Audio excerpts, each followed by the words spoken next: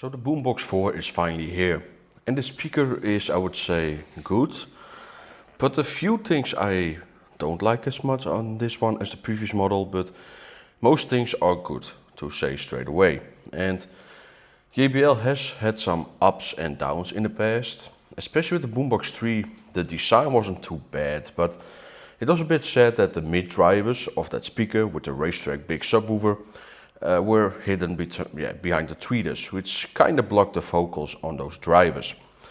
So the Boombox 4 doesn't have a racetrack driver anymore, it just has some normal big movers. They are lightweight, so you can definitely feel that the speaker is heavy, but it's not extremely heavy like the previous model. Also on the sides, pretty cool with the bass mode, you have some lights around the logos. It's a bit sad you can't really adjust these lights for also the normal EQ or for other modes. So they are only there with the two bass boost modes. The deep bass mode I like, it's really strong, powerful deep bass, boosted, but not on higher volume, around 50% it's the best scenario. The other bass mode is more like a punchy bass mode, and it's okay, but I prefer then to have it on stock EQ settings. So the overall design in the beginning I was pretty not happy with it. And I do still think that design is definitely not better than the previous model. The Boombox 3 just had a nicer premium look, because the handle was really like a separate, cool, full metal handle. On this one it's only like one metal strip on the upper side, but everything else is just plastic materials.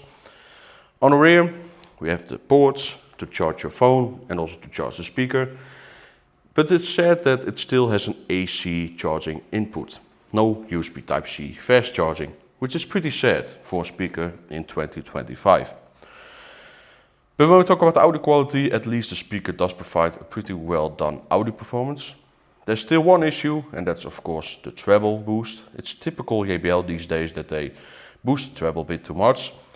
Like on 56% volume, it's alright, the treble is fine, but on higher volume, you actually need to use some custom EQ to remove the treble boost, because it's just too much. But in this video we'll focus on normal EQ and the bass EQ. So without further ado, here are a few audio samples and we'll start with the normal EQ.